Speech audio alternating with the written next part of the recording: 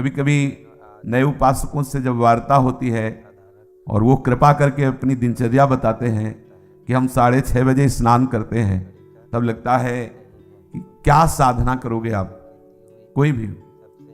अच्छा, जो गृहस्थ धर्म से युक्त है, बहुत सी उनकी सेवाएं हैं गृहस्थी की, चलो अगर वो तो उनकी और भी आश्रय है सेवाएं। अपने जो वैराग्य मार्ग के पथिक हैं, इनको तो एक ही है, केवल भजन, दूसरा कोई। अगर आप किसी भी तरह प्रमाद स्थिति करते हैं और 6:30 बजे तक सोते हैं तो संशय है आपके ब्रह्मचर्य पर, नहीं रह सकते ब्रह्मचर्य। जो शास्त्र और शास्त्रवेत्ता महापुरुषों ने अनुभव किया है, 4 से और 6 बजे के बीच में जो शयन करता है ब्रह्मचारी हो ही नहीं सकता, ब्रह्मचर्य रह ही नहीं सकता। या तो वो 2 बजे 3 बजे तक भजन किया हो, पूरी रात जग के फिर सोया हो तो चलेगा, वो भजन का आवेश संभालेगा। ये ब्रह्म मुहूर्त का समय और उपासक शयन करे, बहुत बड़ी हानि है। मान लीजिए खूब सत्संग सुनते हैं आप सब जन, बहुत कृपा है आपके ऊपर, लेकिन परिवर्तन नहीं हो रहा भाई। अगर आप 6:30 बजे, तो अच्छा नहीं, बिल्कुल अच्छा नहीं, बिल्कुल अच्छा नहीं। ये दिनचर्या तो बिल्कुल ठीक नहीं। आप लोग सावधान हो, जो भी हो सावधान हो जाइए। ये बिल्कुल आपके जीवन के लिए घातक दिनचर्या है। 2 बजे बहुत उत्तम है उठना, पर नहीं तो 3 बजे, आखिरी 4 बजे। साधक होके 4 बजे के बाद शयन कर रहा है, मुझे तो नहीं लगता, किसी भी स्थिति में नहीं। हमें लगता है कि दवा खवा दी जाए तो नहीं कहते, नहीं तो किसी भी स्थिति में कोई बीमारी, कोई भी ऐसा रोग अपना प्रभाव नहीं रखता जो दिनचर्या को बाधित कर दे। ये देखा है, ये केवल प्रवचन नहीं, देखा है, जीवन को देखा है। कुछ भी दिनचर्या में अपार सामर्थ्य देखा, अभ्यास में अपार सामर्थ्य है। देखो, सामने पट्टी बंधवा दी गई और धनुष बाण ले लिया और शब्द दूर किया जा रहा है अन्य दिशा में, शब्द वेधी बाण संचार। अभ्यास देखो, आंख में पट्टी बंधी हुई है, शब्द किस दिशा से हो रहा है एक श्रवणेंद्र से देखना है और बाण वहीं संधान करना जहां से शब्द निकला है। अभ्यास देखो, अभ्यास का प्रभाव देखो, कितने से चमत्कार अभ्यास में लौकिक। और आप परमार्थ के पथिक, और आपका यह अभ्यास कि आप उठे और फिर सो गए, क्या मतलब आपकी दिनचर्या क्या है? आप भगवद आश्रित, इसका मतलब प्रमादी थोड़ी है। आप भगवद आश्रित, इसका मतलब प्रपंची थोड़ी है। अहम का त्याग करके भगवद आश्रित होकर हम भगवत मार्ग में चलने वाले पथिक हैं। इसलिए सबसे प्रार्थना है, जो पीछे हुआ आज से एक नई दिनचर्या आप देखो। जो पूर्व की दिनचर्या ठीक है तो उसे लिखो, नहीं तो सुधार करके और स्वयं श्री जी के सामने वो दिनचर्या रखो। दिखाने की जरूरत नहीं है, बहुत बार देख लिए, बहुत बार रजिस्टरों में रखा हुआ है सब दिनचर्या। अभी आ जाएगी उठ के, 2 बजे उठे, 3 बजे ये, 4 बजे वो, 5 हो सकता है जिस दिन लिखो उस दिन 2 बजे उठ जाओ, या आज उठे पक्का उठे, सत्य कह रहे हो, 2 बजे लिख दिया। इससे काम नहीं चलना। आप अपने को खुद साक्षी करके प्रभु के सामने और नियमावली में बांधो। बिना नियम के प्रेम उत्पन्न नहीं होता। वो प्रेम की एक दशा है जो नेम को लय कर देती है। नियमावली में आपकी दिनचर्या सही होनी चाहिए, आपकी नियमावली ठीक होनी चाहिए। किसी भी संत के जीवन को आप देखिए, देखो एक स्थिति सिद्धावस्था में ऐसी आती है स्वाभाविक कि उनको देह से संबंध नहीं रह जाता। और उनकी बात अलग, आपकी अवस्था और उनकी। बीत सत्संग में हुक्का मांग करके परमहंस जी, रामकृष्ण परमहंस जी कभी पकोड़ा मांगते, कभी। अब उनका हम अनुसरण थोड़ी करेंगे इस बात में कि भाई धरो हुक्का, रुको और हम पी रहे। हम महापुरुषों का अनुसरण थोड़ी कर सकते हैं। महापुरुष किस दशा में, किस स्थिति में, उनके जो नियमावली उपदेश है, वो कहीं नहीं बोले उपदेश में कि हुक्का पियो, नहीं बोले। तो जो उपदेश बोले वो हमें आचरण में उतारने। हम क्या करते हैं, सीधे महापुरुष व्यास भरोसे कुंवर के, सीधे वो जो इस स्थिति में है ना, बस केवल इतना ही पकड़ते हैं। काहू के बल भजन को, इसलिए भजन नहीं करना। काहू के आचार, इसलिए आचार नहीं करना। मतलब जितेंद्रिय रात, पवित्रता और ये सब। क्या पवित्रता? गुरुजी ने कहा है थैली है मल की, क्या पवित्रता? हाँ, उसमें क्या सुना है नहीं प्रवचन में, आचार गए और जितेंद्रियता आदि नहीं। और व्यास भरोसे ये बात आई, सोवत पाव पसार। तो 6:30 बजे इसलिए जगना पड़ेगा कि 7 बजे 7:15 बजे सत्संगों में आना है। वो आ जाते हैं, तो जल्दी जल्दी तिलक लग, जय गुरुदेव जय महाराज, हाँ जय हो महाराज, वाह वाह वाह, हाँ क्या सत्संग में हो रहा है भाई। बहुत जीवन कीमती है। अभी कल ही पता चला कि कोई बहुत प्रियजन है, उनके यहाँ कैंसर हुआ। अब क्या दशा, ना भोजन सही पा सकते हो ना कुछ, और ये कैंसर आदि ऐसी बीमारियां हैं कि अभी तक जितने हमारे दर्शन में आए, एक आध बात अलग, उन सबको श्री जी ने जल्दी बुला लिया, जितने भी दृष्टि में आए। तो हम तुम अमरौती खा के थोड़ी आए हैं, कोई न कोई व्याधि मंदिर है, कब देवता का पर्दा हट जाए, जैसे बहुत मंदिर में सब देवता होते ना, ऐसे शरीरम व्याधि मंदिरम, पुजारी कब पर्दा हटा दे कौन सा, बोले अब कैंसर देवता आ गए, होश उड़ जाएंगे भैया। देखो तुम्हें अभी रिपोर्ट में बता दी जाए तुम्हारी किडनी खराब थी, देखो क्या होता है तुम्हारा। अगर डिप्रेशन में ना पहुंच जाओ तो बताना, ब्लड प्रेशर अपने आप उछाल मारने लगेगा, क्योंकि चिंतन, आज तुम स्वस्थ हो तो प्रमाद करते हो, और कल प्रमाद करने का अवसर नहीं रहेगा, अवसर ही नहीं रहेगा, अनन्य चिंतन रोग का होने लगेगा। अगर भगवदाकार वृत्ति नहीं हुई तो आप ये मत समझो मृत्यु कोई खिलवाड़ नहीं है। मृत्यु का संदेश सुनकर अच्छे अच्छे के जमीन खिसक जाती, होश खराब हो जाते हैं। कैंसर अब न रात में नींद न दिन में चैन, अनन्य चिंतन उसी का शुरू। अब क्या करें, घबराहट, थोड़ी थोड़ी देर में मरना है, तो जो दुकान मकान पति पुत्र परिवार जितना सब वो सब काटने दौड़ता है, ये सब छूट जाएगा। भजन कोई साधारण वस्तु है। इसलिए भर्तृहरि जी महाराज कह रहे हैं, यावत स्वस्थ विदम गृहम कलेवरम यावत च दूरे जरा। जब तक बुढ़ापा दूर है, जब तक तुम्हारे शरीर में रोग कोई नहीं हो जा रहा, होगा ऐसा थोड़ी कि तुम्हारा कोई लिखवा के लाए कि नहीं होगा। जब ऐसे परमहंस को कैंसर हो सकता है, रामकृष्ण परमहंस जी को, पूज्य भाई जी के उदर में कैंसर हो सकता है, वो फिर अपने लोग तो अधिकारी ही है इस दंड के, अपने लोग तो अधिकारी, न जाने कितने इन भजनानंदी महापुरुषों के शरीर में ऐसी व्याधियां हो सकती है, तो अपने लोगों को तो पूरा रजिस्टर रखा हुआ है। सावधान हो जाइए, प्रमाद मत कीजिए, बहुत बढ़िया अवसर आपको मिला है। भगवत चरणारविंद का आश्रय और सतत जप, ये बिल्कुल खुली दो बातें हैं, ज्यादा इनमें समझने की जरूरत नहीं।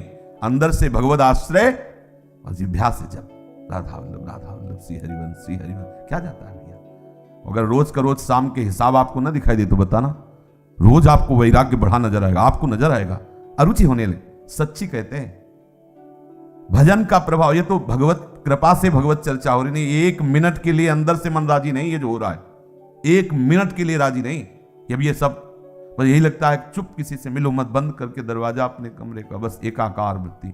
कब शरीर किस दशा को पहुंच जाए, बेकार काहे को बहिर्मुखता में फैल रहे हो, शांत। इसका फल है सदाकार वृत्ति में डूबना। वो आपको बढ़िया अवसर मिला है, कोई जिम्मेवारी नहीं। देखो आप सत्संग सुन रहे हो, आप नाम जप कर सकते हो, नाम में ध्यान लगाए हुए श्रवणेन्द्रिय से सुनो। देखो बढ़िया आपकी समाधि अवस्था जा रही। सत्संग क्या है, एक समाधि अवस्था में डुबोने का बहुत बढ़िया, मतलब 1 घंटा 1.5 घंटा चर्चा हो रही, श्रवणेन्द्रिय के लिए कहीं अन्य जाने की जगह नहीं, और अंदर से आप नामाकार वृत्ति मंत्राकार वृत्ति, बड़ा आनंद का विषय है। अगर हम भजन छोड़ दिए, बाह्य में ही समय व्यतीत किए, तो बाह्यकरण से आप सेवाएं करते रहो, बाह्यकरण से दिनचर्या करते रहो, अंतःकरण विषय चिंतन कर रहा है, तो आनंद बाह्यकरण को होना है कि अंतःकरण को? समझना जरा, सूक्ष्मता से समझना। परिवर्तन किसका होना है? अंतःकरण का। बाह्यकरण का तो देखो 2 मिनट में परिवर्तन सब, लेकिन अंतःकरण का परिवर्तन चिंतन से होता है, भजन से होता है। बड़े बड़े हम संत महापुरुषों के समीप रहने वालों को देखा है, अंतर में भजन नहीं तो दीपक तले अंधेला पाया गया है, दीपक तले अंधेला पाया। बहुत अच्छी बात समझ, बहुत घुस के तमाशा देखा है, अंतर और बाहर। भजन नहीं तो बड़े बड़े भजनानंदी महापुरुषों के समीप रहने वाले बड़ा प्रपंच का नाटक देखा गया है। वो महापुरुष तो आनंदित रहते हैं, क्योंकि उनके लिए तो एक ऐसी स्थिति है प्राप्त हो गई जहां प्रपंच का स्पर्श नहीं है, और उनके प्रभाव से बाहरी व्यवहार सामग्रियों की खूब बहुतायत होती है। तो नीचे भजन का मतलब नहीं रह जाता कि भजन क्या है, बस वो सम्मान और विषय आदि का सेवन, क्योंकि महापुरुषों का प्रभाव सम्मान दिलाता है, महापुरुषों का प्रताप, वो वस्तुएं जो विषय संबंधी सेवन में आती, अच्छी से अच्छी वस्तुएं, होता क्या है, अंतःकरण मलिन हो जाता है। इतने बड़े महापुरुष के समीप रहते हुए अंतःकरण और इतना मलिन हो जाता है कि महापुरुषों पर भी अपराध कर बैठता है। जिनके प्रताप से पोषित होता है वो वहीं अपराध कर बैठता है। इसलिए प्रधान बात है, अंतर में आपका साधन चलना चाहिए, अंतःकरण आपका भगवत चिंतन में रहे। खुली बात समझ लीजिए, बाह्यकरण से बाह्य पवित्रता होती है, अंतःकरण से अंतःकरण की पवित्रता होती है। बाह्यकरण और अंतःकरण दोनों भागवतिक हो जाए तो स्वभाव का परिवर्तन हो जाता है, स्वभाव का परिवर्तन होता है तो स्वरूप का अनुभव हो जाता है। जो हमारा सखा भाव, गोपी भाव, सहचरी भाव का भाव स्वरूप है, उसकी प्राप्ति हो जाती है। इसलिए भैया चूको मत, बहुत बढ़िया अवसर, बड़ा घबराहट का विषय है। जब ये शरीर पीड़ा से युक्त होता है तो केवल प्रभु ही ऐसे जो हमें बचा सकते हैं, नहीं तो जब शरीर स्वस्थ होता है तो अहंकार देवता अपना नाटक करवाते रहते हैं, और जब अस्वस्थ हो जाता है तो मनी राम उसी अस्वस्थता का चिंतन, बड़ा क्लेश में। और इस संसार से मुक्त हो जाइए। अगर आप सोच रहे हो तो दिन प्रतिदिन ऐसा भयावह संसार का स्वरूप आएगा, पूछो मत। इससे मुक्त होना ही अब एक उपाय रह गया है। अब हम ये नहीं कह सकते कि जन्म जन्म, क्योंकि महामारियां, नाना प्रकार की प्रतिकूलताएं, नाना प्रकार की व्यभिचार, नाना प्रकार के खान पान की मलिनताएं ये कलिकाल में बढ़ती ही चली जाएंगी और उसका प्रभाव पड़ेगा। जैसे बाहर रोड में यदि गंदा कोई इत्र डाल दिया जाए तो उसकी खुशबू सबको आएगी, अच्छा डाल दिया जाए तो अच्छी आएगी। ऐसे ही इस सृष्टि में जो भी भयानक से भयानक आचरण होंगे, जो भी बुरे आचरण होंगे, पूरी सृष्टि पर उसका प्रभाव पड़ता है। अगर कोई बच सकता है तो भजन के प्रभाव से बच सकता है, नहीं तो प्रभाव जैसे सर्दी का प्रभाव सबके ऊपर पड़ रहा है, पर जो कंबल ओढ़े बच गए। अगर कहीं भी कुछ भी मलिनता का आचरण होता है तो पूरी सृष्टि पर उसका प्रभाव पड़ता है, वो समझ में नहीं आता। अगर कोई बच सकता है कलयुग की कुचाल से तो भजन, केवल भजन, दूसरा कोई उपाय नहीं। भजन करके भगवत धाम में स्थित हो जाओ, प्रभु को प्राप्त हो जाओ, नहीं बहुत दुख भोगना पड़ेगा। अभी प्रमादी मन है तो कहता है देख लेंगे, अरे देख लेंगे, होश खराब हो जाते हैं, मृत्यु सुखद लगने लगती है, ऐसे ऐसे कष्ट आते हैं कि वो चाहता कि मुझे कोई मार दो। सच्ची मानना, हमने देखा है, चाहता है कि इस दशा से तो अच्छा है कि मुझे मार दो। भाई मरना थोड़ी हमारा समाधान होगा, भगवत प्राप्ति समाधान। इसलिए बेचैन हो जाओ भगवत प्राप्ति के लिए। प्रेम की चलो बड़ी ऊंची बात है, लेकिन इतना तो रख लो कि अब प्रभु मुक्त करो इस नरक से, ये नाना प्रकार के क्लेशों से। कितने बंधे इस शरीर में, अरे आप देखो, ज्ञान की बातें चाहे जितनी करो, जब इसकी रिपोर्ट आती है ना तो एक बार चेहरा गिर जाता है किसी का भी हो। जब हाथ में बताई जाती है रिपोर्ट की ये है, एक बार ऐसे क्रिएटिनिन और पोटेशियम, अब डायलिसिस शुरू होगा। हाँ एक बार तो फिर वो, अरे हम कोई शरीर है क्या, वो जब चिंतन, तब फिर आनंद की अच्छे को। एक बार जब प्रलंबा सुर ले गया ना बलराम जी को, तो एक बार वो भी उदास हो गए थे, फिर उनको स्वरूप को फिर घूसा मारा। तो ऐसे साधक प्रहार करता है, अरे किसी भी विकार पर, अरे नहीं नहीं, हम तो प्रभु के आश्रित है, प्रभु के दास है। पर इतना प्रहार करने लायक बन जाओ, आपकी ऐसी मनोवृत्ति भगवदाकार हो कि आप प्रहार कर सको। इसलिए भाई सावधान रहो। ये सुबह 6:30 बजे तक सोना ये ठीक नहीं। आप सो करके सोने को गवा रहे हैं। ये सोने का समय है, सोने का, स्वर्ण का, और क्या बोले सोने का समय गुरु जी का, खूब सो आनंद से, ऐसा नहीं। ये स्वर्ण समय है, ब्रह्म मुहूर्त, खूब ना, हमारे लिए तो हर क्षण ब्रह्म मुहूर्त है। ये तो केवल एक दिनचर्या के लेकर नहीं, हर समय हमारा ब्रह्म मुहूर्त है। हम प्रभु में लगे हुए हैं, इसलिए हर समय प्रेम में प्रभु का चिंतन हो रहा है, हर समय हमारे लिए महामंगल में महापावन है। देखो आप सबसे प्रार्थना है, बहुत सोच समझ के दिनचर्या बनाएं, और जो दिनचर्या बनाए 10-12 वर्ष उसमें कोई विक्षेप नहीं होना चाहिए। आज गए 5 घंटे यमुना के किनारे बैठ गए, 5 दिन गए ही नहीं, ये रसिकों की दिनचर्या नहीं। ये वृंदावन की उपासना में दिनचर्या एक आपकी नियमावली। या तो आप ऐसी स्थिति में कि 5 दिन आपको शरीर शुद्ध नहीं रही तो कोई बात नहीं, दिनचर्या का फल मिल गया। आपकी दिनचर्या एक ऐसी होनी चाहिए जो बने तो कम से कम 10-12 वर्ष तो एक रस चलना चाहिए। आज ये कल वो, फिर परसों बदल गया, फिर अलग दिनचर्याएं रजिस्टर में लिखी रखी रह गई और हमारी कुछ और ही दिनचर्या चल रही। भाई ऐसा मत कीजिए। भगवत मार्ग के पथिक, चाहे आप गृहस्थ हो, विरक्त हो, बहुत सोच समझ कर दिनचर्या बनाइए। आप 10 मिनट यदि भजन में बैठते हैं तो ठीक टाइम पर बैठिए और बहुत काल तक वो समय भजन में दीजिए। कि हम 10 मिनट बैठते हैं तो हम 10-12 वर्ष तक 9 मिनट नहीं होने देंगे, 10 मिनट तो बैठेंगे ही, और हमें मिलेगा तो हम माया से खींचकर और समय बढ़ाते, घटने नहीं देंगे। ये दिनचर्या का भाव होता है अपने मन को बांधना। दिनचर्या का मतलब होता है हम अपने मन को संपूर्ण समय के द्वारा इष्ट में फांस रहे, बांध रहे, इस समय ये, इस समय ये, इस समय ये, और उसको नियम पूर्वक बांधना। कभी परिक्रमा चल रही तो कभी कुछ कभी कुछ, कभी सब बंद, कमरे में पड़े शयन कर, ऐसी नहीं। एक आपके आहार की विहार की दिनचर्या होनी चाहिए। बहुत अच्छा आहार मिल जाए तो भी एक संयमित जो आपने आहार नियम लिया उससे ज्यादा नहीं होना चाहिए। ना मिले उस समय के बाद, आपको सच्ची बताए, यदि आपकी दिनचर्या सही है तो समय के बाद आहार करने की इच्छा ही खत्म हो जाती है। अगर आपका समय कि इस समय से इस समय तक आप प्रसाद लेते हैं, अगर नहीं मिले तो उसका चिंतन खत्म, उसकी इच्छा ही खत्म। अब अगले टाइम जब पाते हैं तब फिर आए। बहुत बड़ा नियम में बल होता है। बिना घड़ी के अपने आप नेत्र खुल जाना, दोबारा आलस्य ना आना, शरीर में एक नई स्फूर्ति, अभ्यास में बहुत बड़ी ताकत होती है। अपने लोगों का अभ्यास ही दृढ़ नहीं हो रहा है, नियमावली ही ठीक से नहीं बन रही। दिनचर्या में पता होना चाहिए ये इस समय तो वो सत्संग में मिलेंगे, इस समय वो परिक्रमा में होंगे, इस समय वो जप में बैठे होंगे, उनका समय है जप का, इस समय तो मौन होंगे, बोलेंगे नहीं। साधु की दिनचर्या होती। हमारी क्या दिनचर्या है, इस पर ध्यान दीजिए। एक बार आप ही दिनचर्या बना लीजिए और उससे 10-12 वर्ष तक चलाइए। यह तेरे दिनचर्या बदलिएगा नहीं। माना भागवतिक है, लेकिन इससे मन संयमित नहीं होगा, इससे मन एक रस में नहीं आएगा, और एक रस नहीं हुआ तो फिर जीवत्व बाधा पहुंचाता रहेगा। ये जो जीवत्व है, काम क्रोध लोभ आदि, ये सब फिर परेशान करते रहेंगे, प्रमाद स्थितियां आती रहेंगी। एक रस में बहुत बड़ा बल।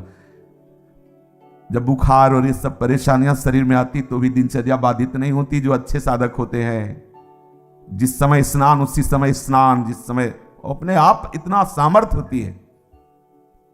कहीं भी चमत्कार प्रकट हुआ है तो एक जो दिनचर्या पकड़ी गई, दिनचर्या देखो। पूज्य श्री सनातन जी वयोवृद्ध हो गए, परिक्रमा को रोज जाते हैं गिरिराज जी की। गिरिराज जी को पीड़ा होती है उनकी परिक्रमा से कि इतने वयोवृद्ध नंगे पैर। अब प्रकट हुए श्री लालजू महाराज ठाकुर जी, वो कह रहे हैं कि बाबा अब तुम परिक्रमा मत आया करो, हमारे लिए ही तो सब करते हो, हम बहुत प्रसन्न है, वहीं वृंदावन में आप भजन करो। हाँ ठीक है प्रभु। दूसरे दिन फिर पहुंच गए। बोले बाबा मना किया, बोले प्रभु रह नहीं पाते। ये दिनचर्या क्या करती, आपका अभ्यास ऐसा दृढ़ करती कि इष्ट मना कर रहा है, लेकिन आप रह नहीं पाते। परिणाम क्या हुआ, आज भी उनकी दिनचर्या ने हमको एक बहुत बड़ी सिद्धि दे दी। आज भी आप दर्शन कर सकते हो राधा दामोदर में बंसी का, लकुट का, श्री चरण का, गाय की खुर का चिन्ह हो, गिरिराज जी की शिला आज भी हो। सनातन जी की एक नियमावली ने आज हम सब भक्तों को दुर्लभ वस्तु है, दुर्लभ वस्तु है। भगवत चरणारविंद के चिन्ह, लकुट के चिन्ह, बंसी के चिन्ह, गाय के खुर के चिन्ह प्रभु ने स्वयं दे, और बोले इस शिला की परिक्रमा कर लेना। ये 4 परिक्रमा का आपको 4 परिक्रमा कर लो तो परिक्रमा गिरिराज जी की पूरी हो गई। नियमावली 24 घंटे में ऐसी सहज दिनचर्या आप अपनी खुद बना लीजिए जो आप बहुत काल तक निर्वाह कर सके। यमुना तट अगर हमारा जाना हुआ तो यमुना तट, बहुत मन हुआ तो नागरीदास जी करें गोवर्धन गिरिराज जी, और बैठो राधा कुंड। देखा है, अनुभव किया है, एक अलौकिक मतलब आकर्षण राधा कुंड में देखा है। सुबह सुबह जैसे चुपचाप कभी गए हैं और एकदम बैठ गए तो एक अलौकिक आकर्षण, एक दिव्य आकर्षण, एक भजन में एक दिव्य उन्माद। आसपास बड़े बड़े भजनानंदी महात्मा रहते हैं और श्री जी का वो नित्य स्थल राधा कुंड संपूर्ण ब्रज महिमा में, पर कहीं कहीं प्रभु विशेष अपनी लीला प्रकाशित किए। ब्रह्म मुहूर्त केवल सुबह का समय नहीं, यह आत्मा को परमात्मा से जोड़ने का द्वार है। जो इस समय उठकर नाम जप, ध्यान और प्रभु स्मरण करता है, उसके जीवन में धीरे धीरे दुख, आलस और भ्रम अपने आप दूर होने लगते हैं। और जो बार बार इस अमृत वेला को खो देता है, वह अनजाने में अपने भाग्य, शक्ति और शांति को भी खो देता है। आज नहीं तो कल नहीं, पर जिस दिन आपने ब्रह्म मुहूर्त को अपना लिया, उस दिन से आपका जीवन खुद गवाही देने लगेगा। आज से ही संकल्प ले, ब्रह्म मुहूर्त में उठेंगे और जीवन बदलकर दिखाएंगे। राधे राधे, राधे राधे, राधे राधे, राधे राधे।